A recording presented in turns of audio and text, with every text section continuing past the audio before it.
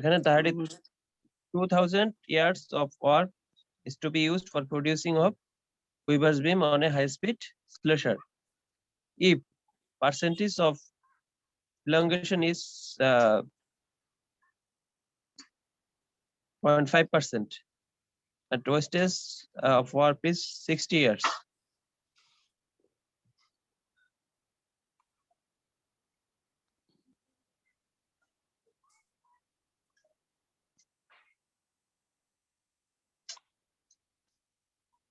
এখানে elongation দেওয়া আছে 0.5% আর wastage দেওয়া আছে তোমার 60 years. কি calculate the number of beam and number of beam সেটা বের করতে হবে। আর কি দেওয়া আছে তোমার the length of sized warp on a Weber's is 12 মানে 1200 years। এখানে Weber's beam কিন্তু তোমার মানে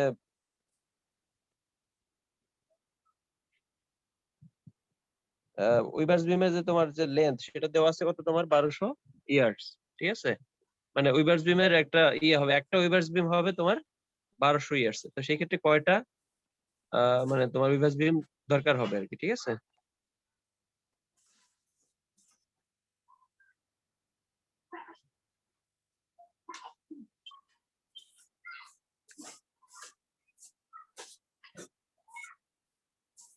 এখানে দেখো এখানে কিন্তু কোনো স্পিড কিছু নাই, কিন্তু আগেরটা যেমন স্পিড ছিল আর কি ছিল তোমার লেন্থ দেওয়া ছিল, এখানে কিন্তু দুইটাই লেন্থ দেওয়া আছে, তাই না? এখন তোমার যে এই যে তোমার 8টা বিমের যে ইয়া মানে ক্রিল জোন, ঠিক আছে, সাইজিং মেশিনে যে তোমার ক্রিল জোন, সেখানে 8টা বিম আছে এবং প্রত্যেকটাতে তোমার ইয়া আছে কয়টা তোমার, প্রত্যেকটাতে তোমার কি পরিমাণ কি লেন্থের কত লেন্থের ওয়ার্প আছে তোমার 32,000 লেন্থের, ঠিক আছে? তো এই যে 32,000 লেন্থ, এটা হলো একটা মানে এটা কিন্তু একটাতে আছে, ঠিক আছে? এটা কিন্তু একটাতে আছে, কিন্তু চাইছে কি তোমার এখানে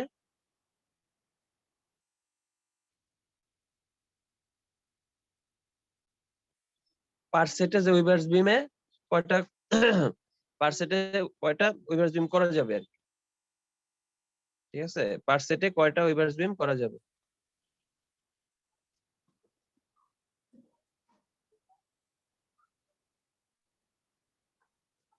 এটা কি বুঝতে পারছো? কোশ্চেনটা বুঝতে পারছো জসিম? জি স্যার।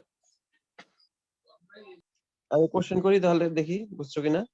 আচ্ছা দেখো এখানে তোমার যে ধরো এখানে যে তোমার ব্যাক বিম ইউনিট যেটা, সেখানে কয়টা আছে তোমার, কয়টা বিম আছে, কয়টা ওয়ার্প বিম আছে?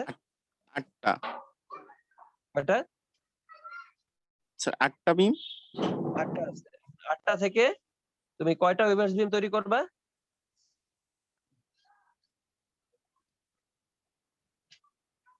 8টা থেকে কি বিম কয়টা হবে? মানে 8টা বিম থেকে তোমার সাইমালটেনাসলি মানে কি একসাথে যুগপৎলি তোমার কয়টা মানে বিম কয়টা হবে? একটার বেশি হবে না একটা হবে বলো তো? একটা একটা হবে, রাইট। কিন্তু একটা একটা যে উইভার্স বিম হবে, 8টা বিম থেকে যে একটা উইভার্স বিম হবে, সেটার লেন্থ কত হবে তোমার এখানে বলা আছে? তো ওইটার লেন্থ দেওয়া আছে কত? 1200 গজ। 1200, গুড, এই তো বুঝছো। এখন 1200 যে হবে, এখন এই 1200 এখানে আমার কয়টা মানে একটা সেট থেকে কয়টা করতে পারবো? এই 32,000 যে লেন্থ আছে সেটা থেকে মানে 1200 ইয়ার্স এর একটা যদি হয়, সে এরকম কয়টা করতে পারবো আমরা, তাই না? এখন আমরা 32,000 হ্যাঁ, আমি যদি এইটাই 1200 দিয়ে প্রশ্ন। ভাগ দিই, হ্যাঁ 32,000 কে 1200 দিয়ে ভাগ দিলে হবে নাকি এখানে কোনো কিছু মাইনাস প্লাস করতে হবে? আমরা তো সরাসরি ভাগ স্যার দিতে পারি, তাই না? ওয়েস্টেজ এগুলা মাইনাস করতে হবে না? মাইনাস করতে হবে, রাইট। এখন আমরা ওই যে সেটাই করছে, দেখো ওই যে 32,000 থেকে ওয়েস্টেজটা মাইনাস করছে, আর কি করছে ওই যে ইলংগেশন যেটা বলতেছিলাম, যেহেতু সাইজিং এর সময় ইয়ার্ন গুলা কি টেনশনে থাকবে, তাই না? সো জি ইলংগেশন গুলা কি করছে ওইটা প্লাস করছে, তাই না? জি 0.5%টা প্লাস করে দিচ্ছে। তাহলে এখানে দেখো 1200 দিয়ে তারপর ভাগ করছে কত আসছে 26.75, দ্যাট মিন্স মানে 0.5 অথবা তার বেশি হলে তোমার ইয়ে করে দিবা আর কি, রাউন্ড করে দিবা, তার মানে এখানে 26.75 ইয়া হবে তো, মানে যেহেতু এক্সাক্ট 1200 বলছে, সো তোমার 26ই হবে আর কি, বুঝতে পারছো? জি স্যার। যে মানে জি, স্যার। এখানে তো 26.75 দ্যাট মিনস মানে তুমি 27 লিখতে পারবা না কিন্তু কারণ একটা ফুল বিম বলছে তাই না 1200 ইয়ার্ডের। সো এখানে কিন্তু 27 লিখতে পারবা না তো এখানে 26ই হবে। ওকে? জি স্যার।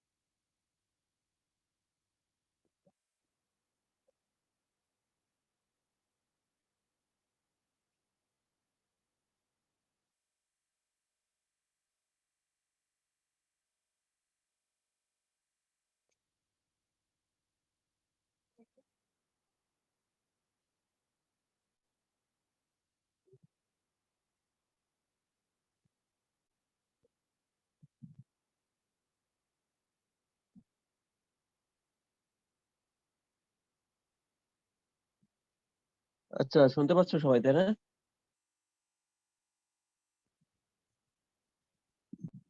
এরপর আমরা সরাসরি লোমে চলে যাব, ঠিক আছে?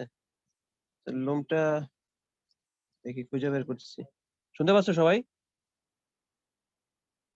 জি স্যার।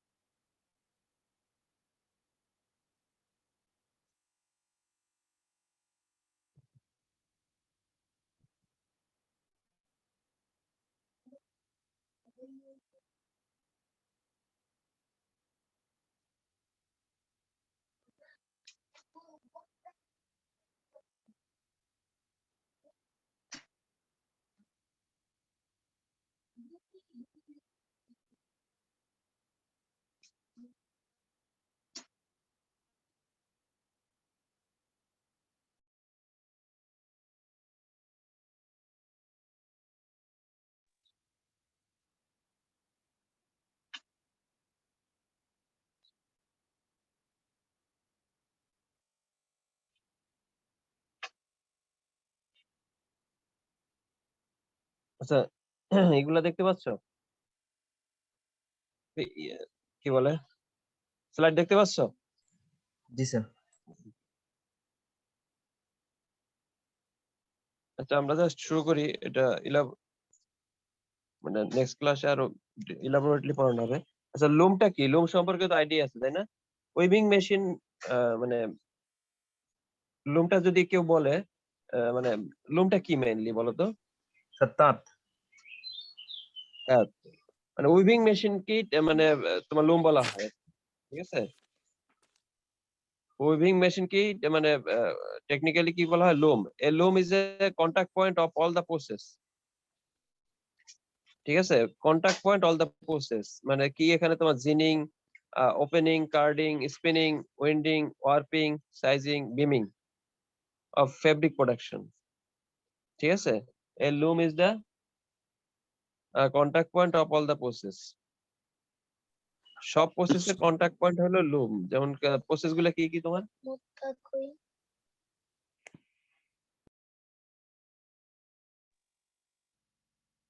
সবগুলা প্রসেসের কন্টাক্ট পয়েন্ট হলো তোমার লুম। যেমন জিনিং, জিনিং প্রসেসটা কি?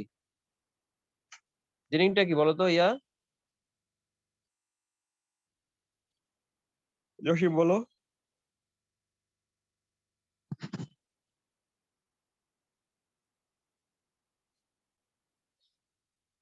নাম স্যার শুনছো না মনে জিনিং নাই। প্রসেসের? কার মনে আছে? স্যার ন্যাচারাল ফাইবারে জেনিং পড়ছিলাম ওই যে স্যার বীজ থেকে স্যার ইয়েটা কটনটা আলাদা করা। হ্যাঁ হ্যাঁ রাইট, মানে সিড থেকে তোমার কটনটা তো কি সিট ফাইবার নাকি লিপ ফাইবার বলো তো? সিট হবে স্যার। Seat fibre. সিট থেকে এই যে কটনটাকে যে সেপারেট করার প্রসেস যে মেশিনের মাধ্যমে করা হয় এটাকে জিনিং প্রসেস বলা হয়, ঠিক আছে? তারপরে যে ওপেনিং, কার্ডিং, এগুলো তো জানা আছে, ওপেন করা, কার্ডিং করা, স্পিনিং করা, উইন্ডিং করা, ওয়ার্পিং, সাইজিং, তারপর সাইজিং এর পর যে বিমিং করা। এই বিমিং করার পর এই মানে কি হয়, তারপর লুমে কন্টাক্ট হয়, তাই না?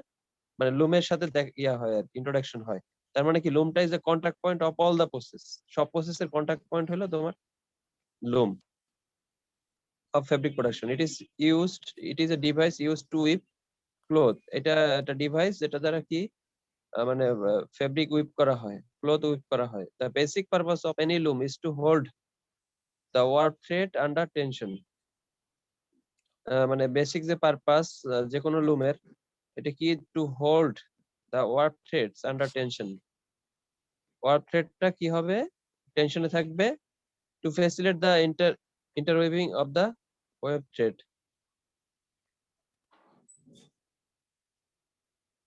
টেনশনে থাকবে কেন? To facilitate the interweaving of the web thread. টেনশনে যদি না থাকে সেক্ষেত্রে কি হবে, ওয়েব থ্রেডটা তুমি পাস করতে পারবা? হ্যাঁ, তোমাদের তো ভিডিও দেখাইছি কিনা জানি না, দেখাবো, সমস্যা নেই। এই যে তোমার ওয়েব থ্রেডটা কি হয়, এই যে আমরা যে উইভার্স বিম তৈরি করলাম, এই উইভার্স বিমটা কি হবে, লুমে সেট করা হবে, তাই না? লুমের যে তোমার ইয়া কি বলে, লুমের হলো তোমার ইনপুট হলো উইভার্স বিম, তাই না? আউটপুট হলো তোমার ক্লথ রোলার, তাই না? ক্লথ আউটপুট হলো ক্লথ, ইনপুট হলো কি তোমার উইভার্স বিমটাই তো তোমার ইনপুট হিসাবে ওখানে প্লেস করা হবে, তাই না? এই যে প্লেস করার পর এই যে ওয়ার্ক থ্রেড যেগুলো থাকবে সেটা কি হবে, সেটা তোমার দুই ভাগে ভাগ হবে, তাই না? এই যে দুই ভাগে ভাগ হবে, এটা কি তোমার লুজ অবস্থায় তুমি ই করতে পারবা, এটা দুই ভাগে ভাগ করতে পারবা? না স্যার, সেটা কিন্তু পারবা না। তো এই জন্যই টেনশন বলছে যে অবস্থায় করতে বেসিক, হবে। হ্যাঁ, the basic purpose of any loom is to hold the work thread under tension to facilitate the interweaving of the web thread. এই যে interweaving মানে ওয়েব থ্রেডের যে তোমার পাস করার জন্য যে ইয়া করা, ফ্যাসিলিটেট করার জন্য ওয়েব কে মানে এই যে ইয়া করার মধ্যে কি বলে, ওয়ার্পের মধ্যে দিয়ে পাস করার জন্য যে ফ্যাসিলিটেট করা, এই জন্য তোমার এটাকে টেনশনে রাখতে হবে, ঠিক আছে? Tension reactor. The precise shape of the loom and its mechanism may vary, but the basic function is the same. তার মানে precise যে shape সেটা কিন্তু এবং তার যে মেকানিক্স সেটা ভেরি করতে পারে, but basic function is the same. Basic যে ফাংশন সেটা কিন্তু সেম।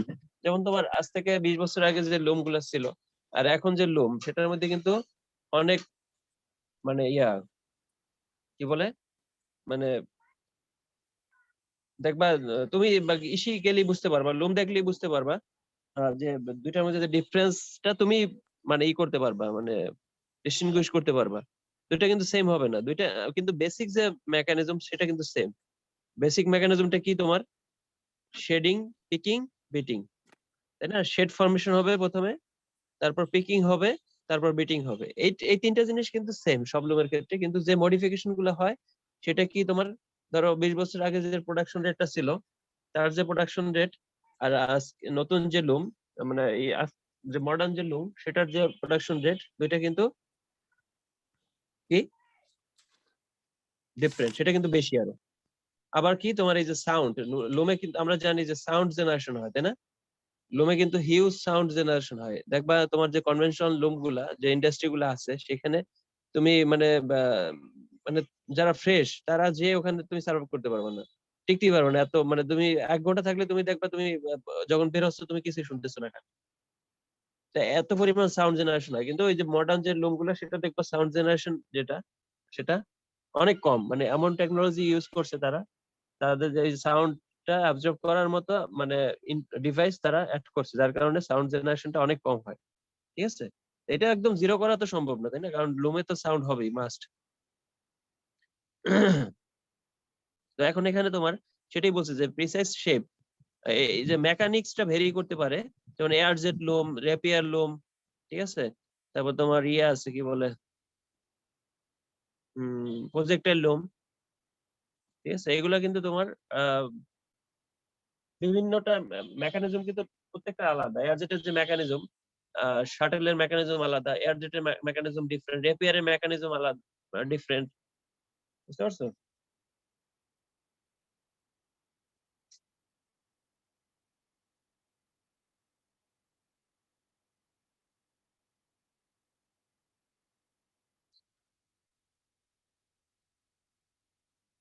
বুঝতে পারছো? মানে প্রত্যেকটা মেকানিজম আলাদা। এগুলো তোমরা আস্তে আস্তে শিখবা, যেহেতু তোমরা ফেব্রিকের স্টুডেন্ট, তোমরা আস্তে আস্তে এগুলো শিখবা।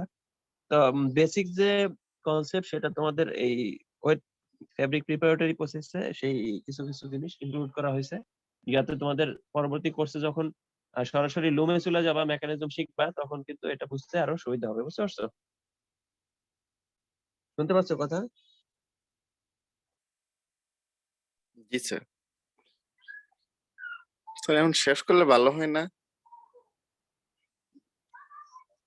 শেষ আজকের করবো মানে মধ্যে। দুইটা দুইটা একসাথে নিশ্চিত। আর 10-5 মিনিট ই করি আর কি, 5-7 মিনিট। এই না স্যার, বলতেছিলাম ওই ম্যাথ ট্যাথ করানো হয়েছে এমনিতে একটু, এই জন্য আর কি। আর 5 মিনিট পড়াই, তারপর শেষ করি। ওকে এই স্যার। ডেফিনেশন গুলো একটু দেখি। আচ্ছা, আমরা রুমে তাহলে একটা ইয়ে দেখি প্রথমে। একটা ভিডিও আছে, আমি দেখি, তাহলে মানে বুঝছি তোমাদের কনসেন্ট্রেট করতে মানে সমস্যা হচ্ছে।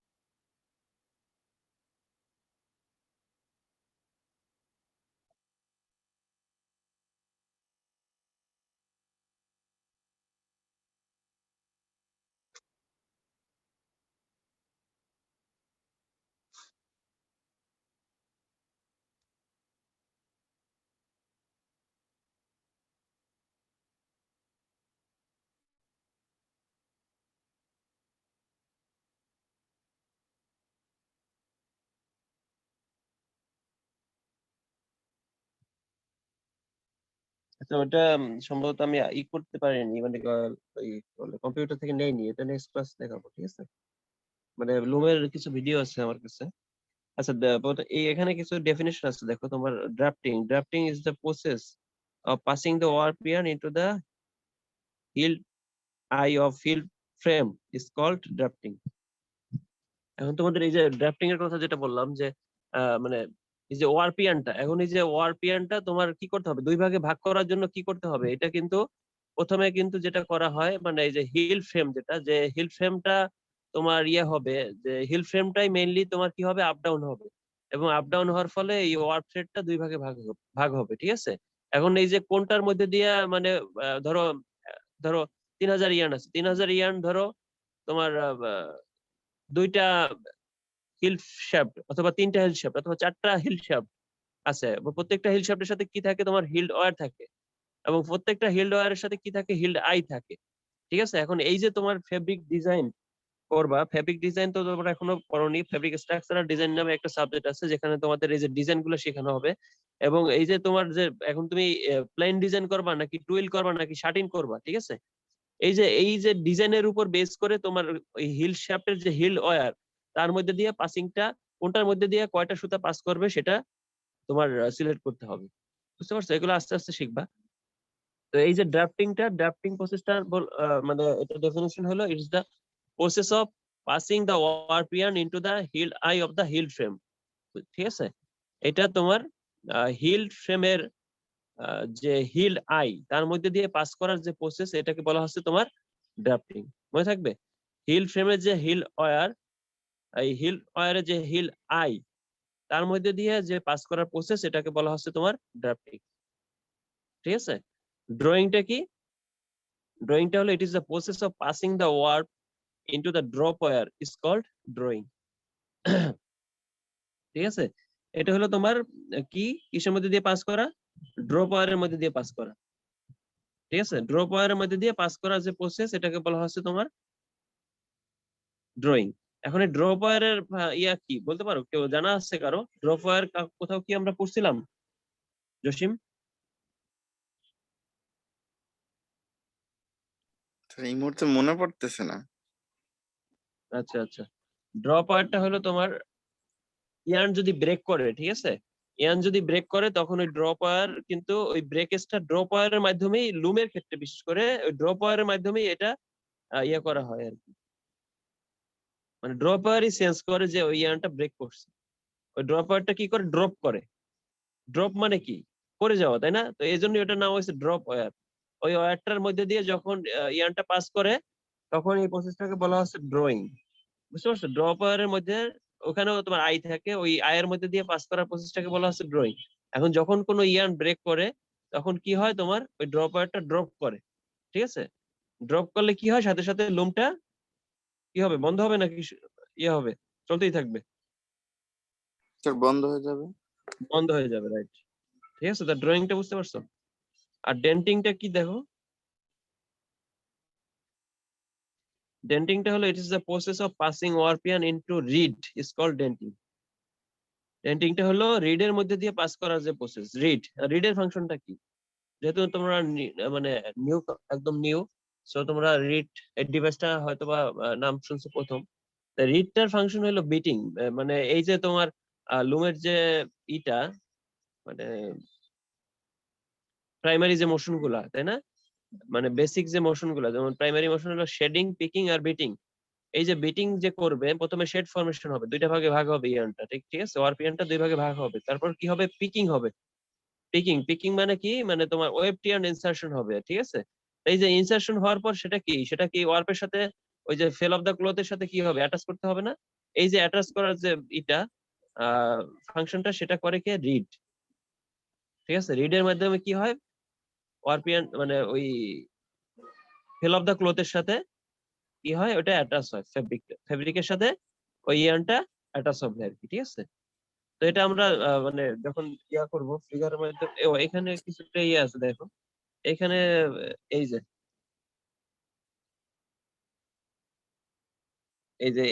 এই দুইটা দেওয়া আছে, যে এখানে যে দুইটা দেওয়া আছে, এটা হলো তোমার হিল ফ্রেম। ঠিক আছে, এই যে দুইটা ইয়ে ফ্রেম দেওয়া আছে, এটা হলো হিল ফ্রেম। আর এই যে দেখো এখানে যেটা দেওয়া আছে, এটা হলো রিড। এই যে রিড লেখা। ঠিক আছে, এই দেখো, এই যে হিডেলস, মানে হিল ওয়্যার বলা হয় অথবা হিডেলস বলা হয়। এটা হিডেলস অথবা হিল্ড ওয়্যার। ঠিক আছে,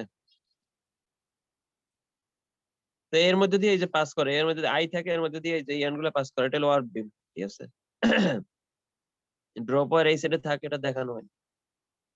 এই যে এখানে রিডের মধ্যে দিয়ে পাস করার প্রসেসটাকে বলা হচ্ছে তোমার ডেন্টিং। ঠিক আছে, নেক্সট ক্লাসে আরো ডিটেইলস আমরা পড়াবো। তো এই যে রিডের মধ্যে দিয়ে পাস করার প্রসেসটাকে বলা হচ্ছে কি তোমার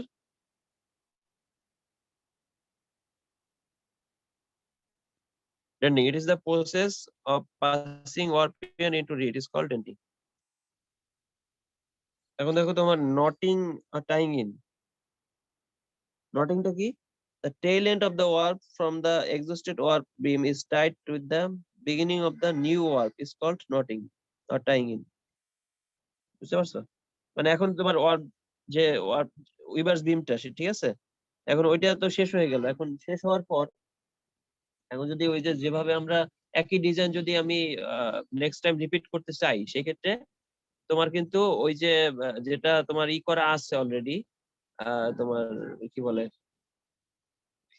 ড্রপার এর মধ্যে দিয়া, তারপর হিডলস এর মধ্যে দিয়া, রিড এর মধ্যে দিয়া অলরেডি পাস করানো আছে। জাস্ট আমি ওই এন্ড গুলা যদি পরবর্তী বিমের সাথে আমি জাস্ট একটা মেশিন আছে, ঠিক আছে, ওই মেশিনের মাধ্যমে তোমার টাইং ইন মেশিন আছে, মেশিনের মাধ্যমে জাস্ট আমরা অ্যাটাচ করে দিলাম। অ্যাটাচ করে দিলে কি হবে, সহজেই আমরা কি করতে পারবো, ওইটা জাস্ট ওই পাশ দিয়ে তোমার যদি কেউ তুমি করো, মানে ড্র করো, টান দাও, সেক্ষেত্রে কি হবে, চলে আসবে।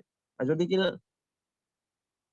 যদি কিনা তোমার মানে নতুন ভাবে করতে চাও, সেক্ষেত্রে কি অনেক সময়ের ব্যাপার, সময় সাপেক্ষ ব্যাপার, কারণ তাই না, একটা নতুন দেখবা একটা উইভার্স লুমে যে মানে তুমি যে ফেব্রিকটা ডিজাইন ফেব্রিকটা প্রডিউস করবা, সেটা যে তোমার যে এই যে drafting process, drawing process, denting process, এই যে প্রসেস গুলা, এগুলা করতে অনেক সময় বা সময় সাপেক্ষ ব্যাপার। এটা অলমোস্ট তোমার 6 থেকে 7 ঘন্টা লাগে, যে সব ম্যানুয়ালি করতে গেলে আরো বেশি সময় লাগে, ঠিক আছে। মেশিন থাকলেও তোমার দেখা যায় অনেক সময় লাগে, 2 থেকে 3 ঘন্টা লেগে যায়, বুঝতে পারছো?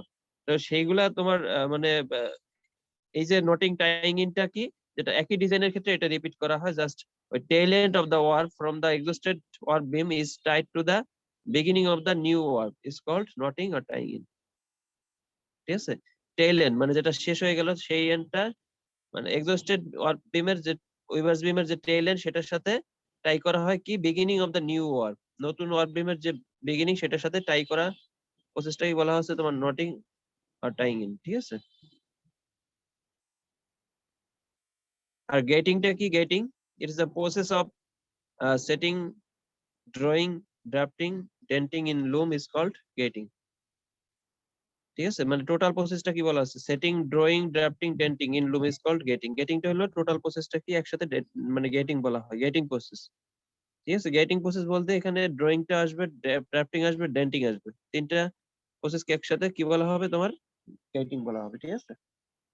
ঠিক আছে, আজকে পর্যন্ত, নেক্সট ক্লাসের পর থেকে আমরা শুরু করবো। আজকে আমরা 2টা ক্লাস নিলাম, ঠিক আছে। জসিম, ওইভাবে অ্যাটেন্ডেন্সটা প্রিপেয়ার করো। জি স্যার। কারো কোনো কোশ্চেন থাকলে বলো।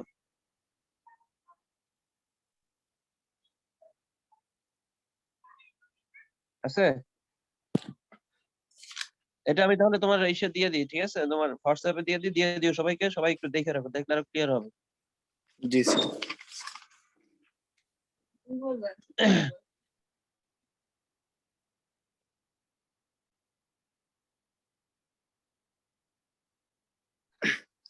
স্যার লুম শেষ হইলে আর কি আমাদের চ্যাপ্টার আছে? না না, আর এটাই শেষ।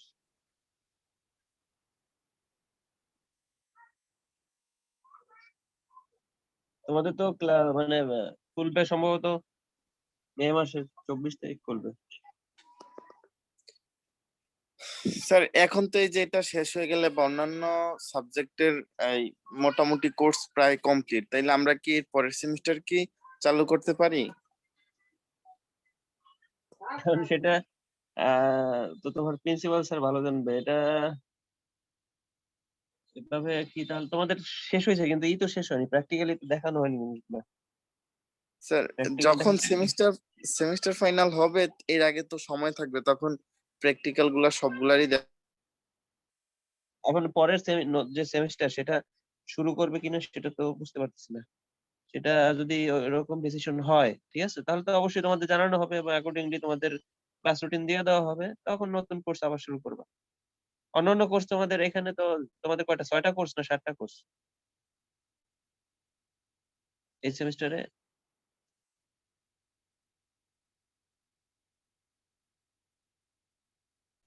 স্যার সবগুলো 6টা। শেষ নাকি? সবগুলোই শেষ? স্যার এন্ড ম্যানুফ্যাকচারিং বাকি আছে, আর আর মেকানিক্যাল ইঞ্জিনিয়ারিং, আর বাকিগুলো শেষ স্যার। ও আচ্ছা, তাহলে তো সমস্যা নেই, এগুলো তো মানে তোমার ইচ্ছা করলে শুরু করা যায়। এখন তোমরা প্রপোজ করো প্রিন্সিপাল স্যারকে, দেখো কি বলে, যারা বরিশাল আছো। কারণ আরো তো প্রায় ধরো আমারটা তুমি একটা দুটো সাবজেক্ট তো কোনো ব্যাপার না, ধরো আমি আরো 3-4টা ক্লাস নিলে হয়তো আমার শেষ হয়ে যাবে। মার্চ মাস পুরো, এই তো মার্চ মাসে 4টা ক্লাস তো শেষ, এরপর আমারটাও শেষ হয়ে যাবে, তাই না? তো এরপর তোমার বাকিটা ইচ্ছা করলে শুরু করতে পারো, মার্চের পর তো এপ্রিল মে, আরো তো প্রায় 2 মাস, তাই না? 2 মাস তাহলে বসে থাকতে হবে তোমাদের। দেখো তোমরা করতে পারো, যাতে বরিশালে যারা আসছো তারা প্রপোজ করতে পারো। ঠিক আছে, তাহলে আজকে পর্যন্ত থাক। ঠিক আছে, থ্যাংক ইউ।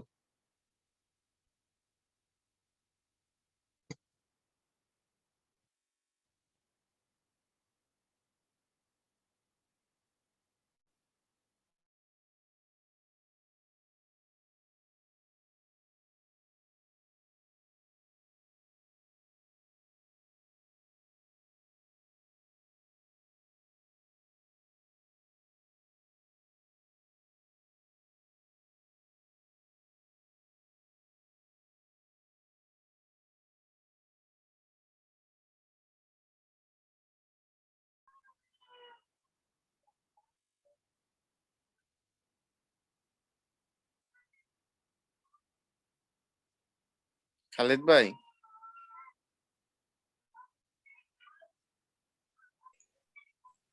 হ্যাঁ জসিম, তাই স্যার কি কইলো? আমার তো ড্রপ করলাম, এই ওয়াইফাই ছিল না, ড্রপ করছি। স্যার কি বললো যখন বললাম যে পরের সেমিস্টার চালু করার কথা? স্যারে বলছে যে সমস্যা নাই, আর ওই যে প্রিন্সিপাল তার সাথে কথা বলতে আর কি, যারা বরিশালে আছে।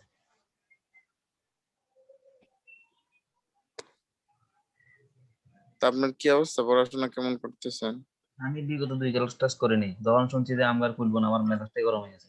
আমি তো মনে হচ্ছে মার্চ মাসের 1 তারিখের দিকে বরিশাল আসবো সব নিয়ে টিয়ে, মাঝখানে পরীক্ষা হইব, এখন তো দেই সব। সেটাই তো।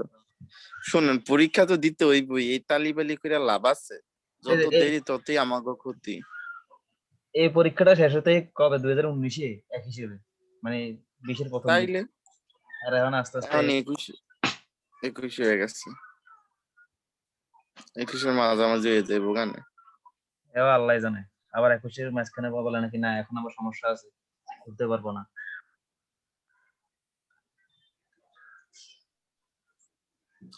আচ্ছা, তা ঠিক আছে ভাই। এই ক্যারিয়ার